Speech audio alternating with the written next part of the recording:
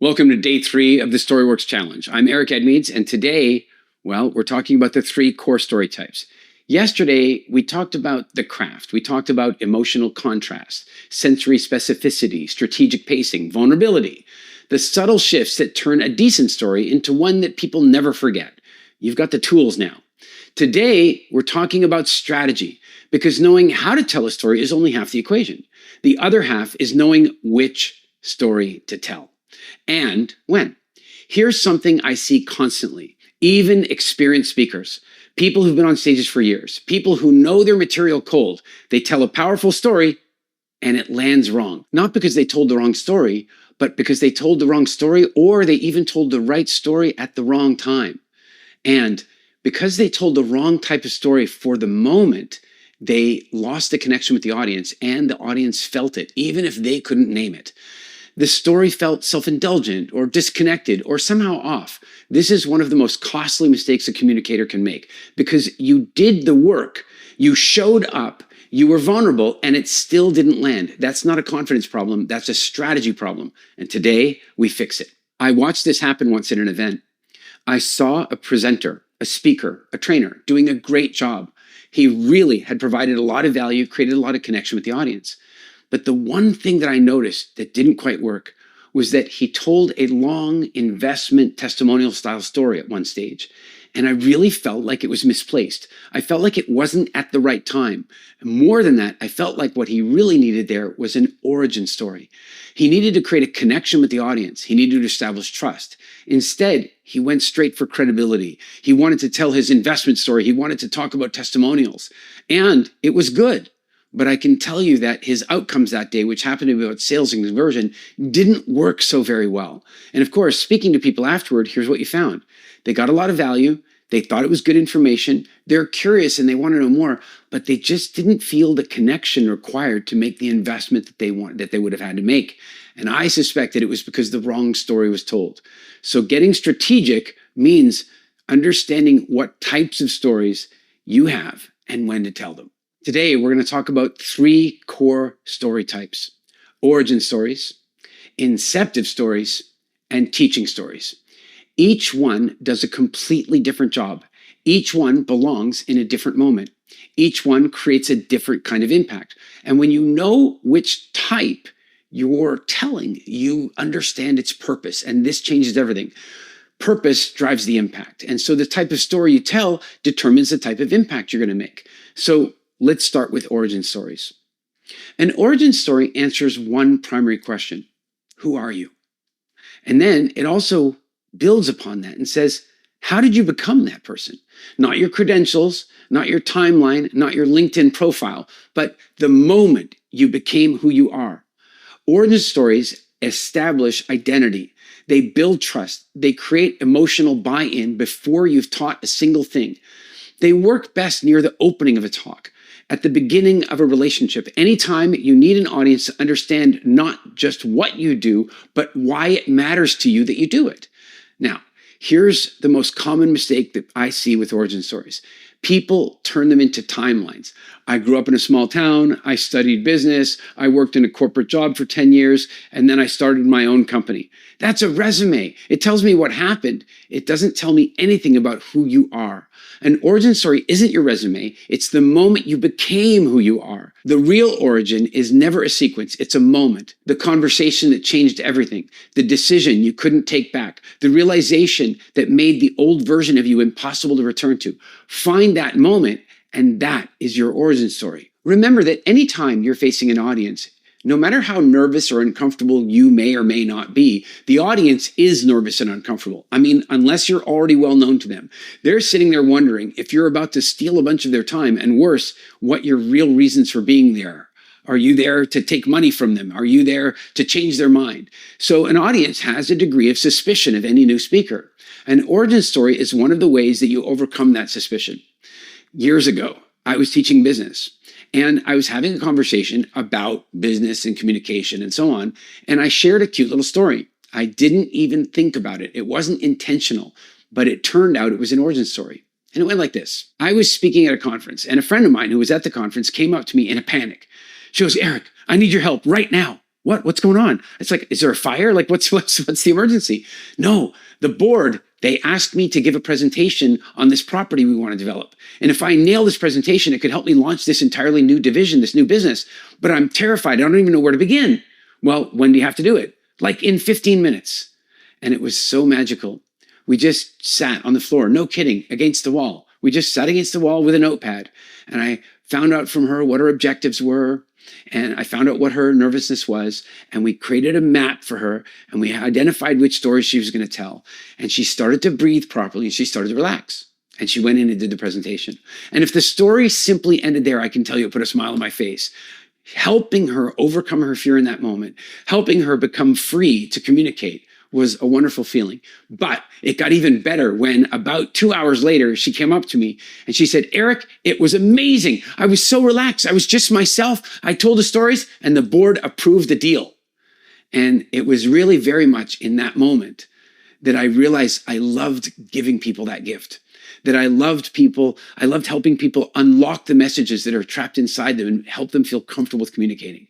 And that's one of the reasons that I even ended up creating Speaker Nation.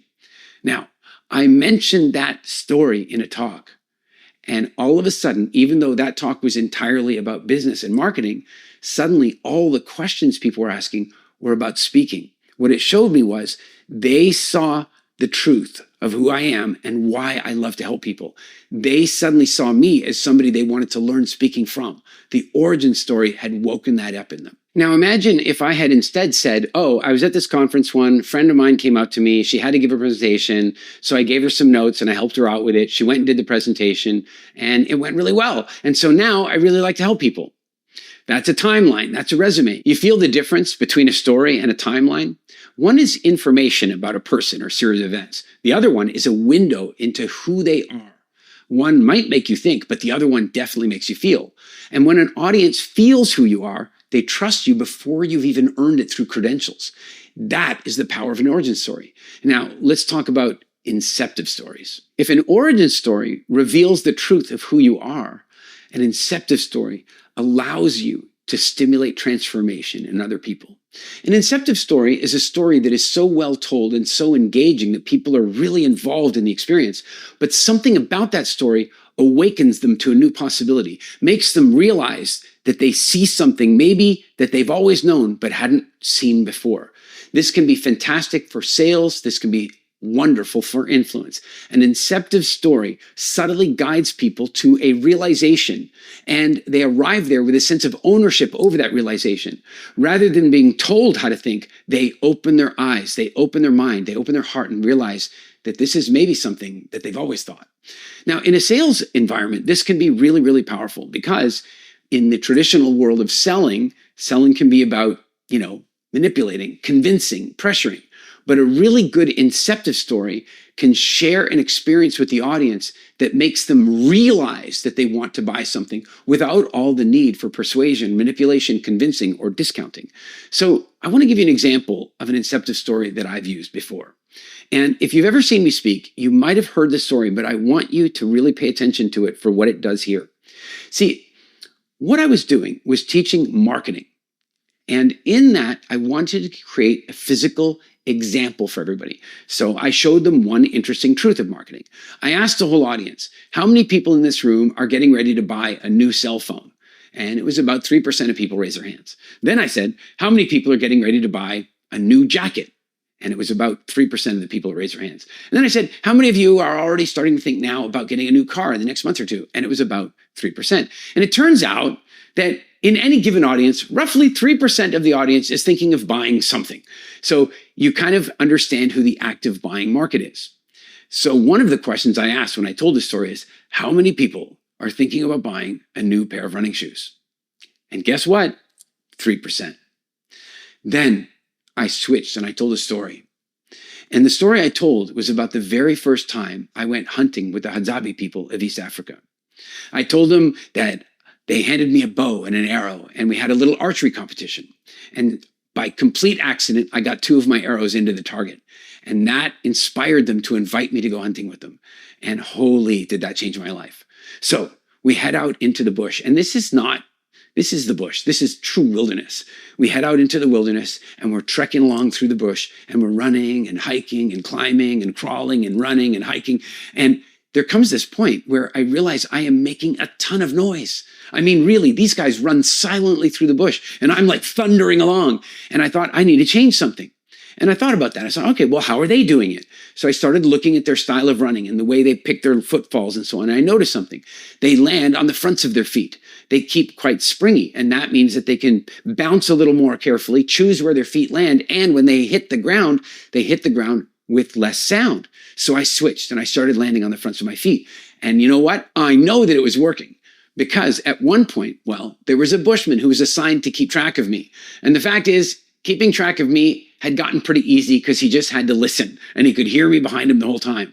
But then when I switched, he suddenly freaked out and he thought I was gone. And he turned around and there I was. I had gotten silent by mimicking their style of running. It was fantastic. Then something else really crazy happened. You see, years before, I had run the London Marathon and I'd hurt my knee really badly. And I basically had to give up running. I had a bad knee and I had to give up running. It's just the way it was. Except, was it? Because all of a sudden, here I was running through the bush for like 2.5 hours. And my knee wasn't hurting at all. Not at all. I did not have a bad knee. So at first I thought, well, maybe I took a long enough rest from running that my knee is okay. And I'm like, no, something feels different. And so I started thinking about it. I realized that I was running differently. Remember, I had to change my style of running so that I could be more quiet. And what did that mean? It meant instead of traditional running where I landed on the heels and rocked through the motion, I was landing on the balls of my feet and bouncing through the motion. And I started thinking, well, maybe landing like that is different. I started thinking about that and I was like, well, it would be different, wouldn't it? When you land on your heel, you kind of feel it through your whole skeletal system. You feel it in your skeleton. But when you land on the balls of your feet, you don't. It's soft tissue. It's totally different. And then I started thinking, wait a second now, hold on. Why do they run like that? Well, they run like that to stay quiet, but they also run like that because nobody gave them Nikes. Nobody gave them gel or air or springs or whatever it is that we have in the heels of our shoes that allow us to run badly. You see, we've developed these shoes that tell your heel it's okay to land on the heel. But I wonder if you tried it right now. If you went outside and you ran down the sidewalk barefoot without special shoes to absorb the pain, you think you'd land on your heel? I don't think so. You'd land on the front of your feet. That's the natural form of running. And suddenly I was doing it. And that's why my knee wasn't hurting. I didn't have a bad knee. I had a bad running style. Then here I am running through the bush. My mind is wandering all over the place. And I start thinking about those stupid looking toe shoes. You know the ones, right? The barefoot toe shoes. And I started thinking, well, maybe there's something to that. And so I went home after that trip and I went to a shop and I bought myself a pair of toe shoes. And it was embarrassing. I mean, those things look silly. And I had to wear them like in public to go running. And I did. And I went running and I ran about 10 kilometers or 6 miles that day. And my knee didn't bother me at all. Not that day, not the next day. And then I kept running and I kept running. And by the way, it's been about 20 years since then and I still run today. I never had a bad knee. I had a bad running style and maybe I had some bad running shoes. Now, I told that story and then I asked the audience one more time, who in this room is thinking about buying new running shoes? And remember that it was 3%? Now it was 70%. Because what had happened was, rather than selling them features and benefits, rather than convincing them, manipulating them, discounting the price, offering a special deal, I simply relayed a story that allowed them to have a shift in perspective. It incepted the idea that they needed a new way of thinking when it came to their running shoes. A great Inceptive story is a highly engaging story. It's entertaining. People want to hear it, but it also gives them a perspective. It gives them an opportunity to arrive at a new realization that feels like their own. It's a very powerful kind of story. Now, let's move to the third type of story, teaching stories. This is where most people get it wrong in a completely different way. When people want to teach something, they often explain it. They say, here's the lesson. Here's what I've learned. Here's what you should do. And the audience nods politely and then forget it by Tuesday. A teaching story works differently. It doesn't deliver the lesson. It creates conditions for the audience to discover it themselves, almost like an Inceptive story. The structure is simple. It's a situation. tension, insight, application, solution. You drop them into a situation, you create the tension, something is at stake, and then an insight emerges from the story itself, and the application becomes obvious without you ever having to announce it. Teaching stories work because the audience discovers the lesson. They're not lectured at it. And a lesson an audience discovers themselves is always more powerful than the lesson that you spoon feed to them, because it feels like their idea. And then people are more prepared to act on their ideas. A story like this changed my life, and it may even have saved my life. Okay, so at 16 years old, it was time for me to get my driver's license. And my mom made a very wise decision. Rather than trying to teach me how to drive herself, she sent me to driving school.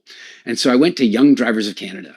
And I have to say that they did an incredible job. And what I mean by that is that the instructor we had that day was an incredibly good teacher.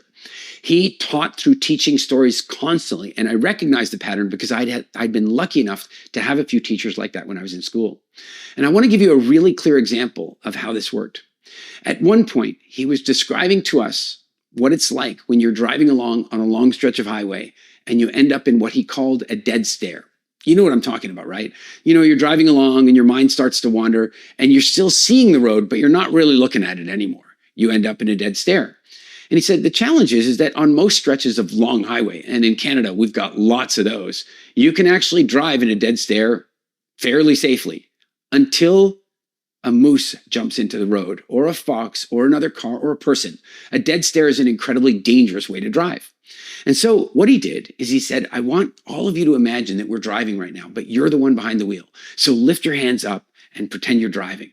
And so he started telling us about driving, and he's like, and then I want you to relax. And I want you to imagine that you're in a dead stare. You just kind of gaze out at the road in front of you, and you're just driving along and the miles are whipping by. And then bam! He took a stick and slammed it on the desk and scared the hell out of all of us. And like, what happened? He goes, oh, sorry. He goes, sorry, I saw a fly. Hold on, go back to the story. And he goes, all right, we're back to the story. Go back in, hold the wheel, and I want you to imagine you're driving down the road and the trees are going by and everything's amazing, and you just start to relax and your eyes slip into a dead stare. Bam, he hit the desk again. Wow, he scared all of us. And what he had done is he told a story and integrated us into the story, and then he'd made this incredibly loud noise. Now, what does that mean? It means that I am now much older than I was then. Decades have gone by and hundreds of thousands of miles or kilometers have been driven in cars. And I can tell you with quite good confidence that I rarely, if ever, drop into a dead stare when I know that most people do. And why don't I? Because whenever it starts to happen, when I'm driving down a long, long road, the minute my eyes start to go into that relaxed dead stare space, the pattern is interrupted. The story he told created a neurological change in me. That's how powerful teaching stories can be. And by the way, I have shared this story with people as they're learning how to drive, and they've told me that me just telling them a story has snapped them out of a dead stare. So teaching stories are way more powerful than simple sets of instructions. The instructor could, of course, have done it a different way, like I imagine many instructors do. He could have told us about dead stares. He could have told us what they were and what caused them to happen. He could have then even told us that when you're in a dead stare, terrible things could happen. A moose could jump in front of your car, or a car could do a U-turn in front of you, or God forbid, a pedestrian could step in front of your car, and then terrible things could happen. He could logically teach us about this, but you can tell it wouldn't have the same impact, would it? If I hadn't told the story the way I told it now, or more to the point, if my instructor hadn't told it to me that way, it wouldn't have had nearly the same impact. And I'll bet you felt it, and you arrived at the same conclusion. In fact, I wonder if maybe the next time you're in a dead stare, something will change. That is the difference between a teaching story and a lecture. One transfers information badly. The other one transfers understanding really, really well. And understanding leads to changed behavior. So what you have now are three of the types of stories. Origin stories, who you are and how you became that person. Inceptive stories, stories that allow you to entertain the audience while helping them come to the realization that they need to take the action that you are trying to support them in taking. And then, of course, teaching stories, passing wisdom along in the most effective way that people can really retain it and take action on it. So of these three story types, the question is, how do you choose which one to tell? And here's the framework that I use. Ask yourself 3 questions before you tell any story. What do I want the audience to feel? What do I want them to believe? What do I want them to do? If you want them to trust you, tell an origin story. If you want them to believe change is possible, tell them an Inceptive story. If you want them to understand something and to act upon it, to learn something, tell them a teaching story. Stop hoping something lands, start choosing deliberately. And there's one more thing I want to address, and that is adversity. Most people have stories of difficulty, failure, or pain, and they don't know what to do with them. They either overshare them or they hide them entirely. Here's what I've learned. Adversity, handled correctly, is the fastest path to authority. Not because suffering earns credibility, but because how you respond to difficulty tells the audience everything about who you are. This is one of the reasons we want to speak from healed wounds rather than open wounds. The mistake people make is using the adversity story badly. The adversity is the context, your response, the turning point. That is the story. That's where the gems are. That's where the wisdom is. I could, for example, tell you a story about how I was homeless at 15 years old and the difficulties that I had to cope with to deal with that. But if I tell you the story properly, it isn't about the adversity. It's about how I navigated the adversity. So step 1, I was homeless because I moved out. My dad and I had had a big disagreement and I didn't want to live with his rules anymore, and I left.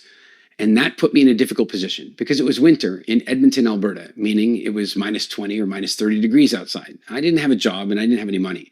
So I definitely was facing some adversity.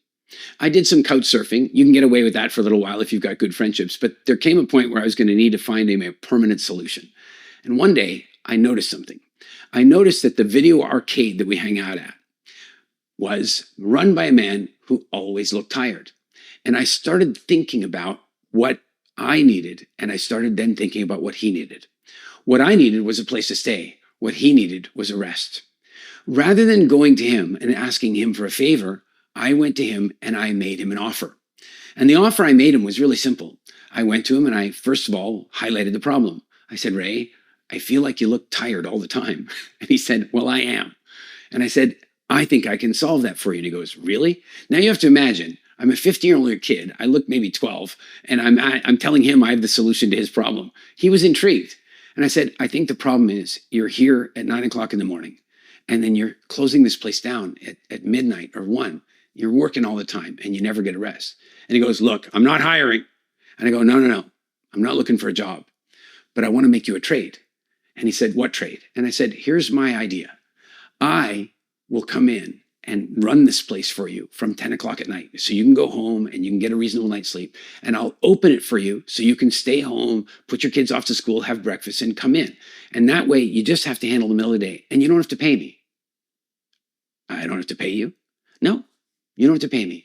All I'm asking is that you let me sleep here at night. There was a couch, there was bedding, just let me sleep here at night.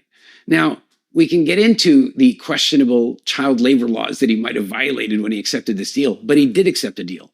And that's exactly what we did.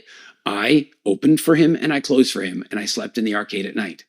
Now, the adversity is I was homeless and it was cold outside, but the lesson wasn't about that. The lesson is about the resourcefulness. It was about recognizing that while I had needs, if I put his needs first, I might be able to get somewhere. It was recognizing that instead of asking for a favor or asking for something, I instead made an offer. And as a result of making that offer and making it a fair offer, I got myself off the streets.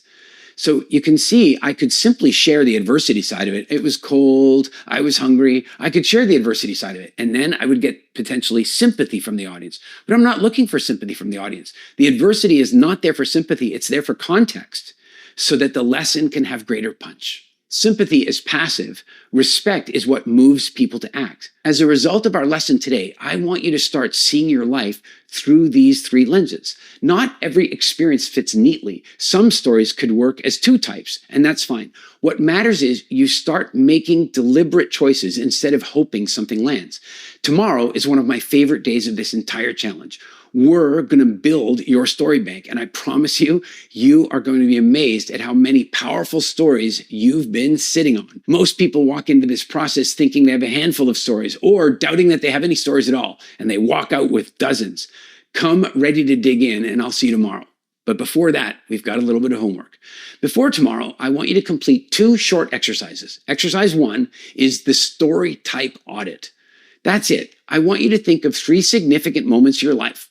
They don't need to be dramatic. They just need to matter to you. And for each one, I want you to write 1 sentence identifying what story type it is. Do you think it was an origin story? Do you think it was an Inceptive story where you arrived at some kind of realization? Or is it potentially useful as a teaching story to show other people how to get through similar events? Or is it maybe more than one of those things?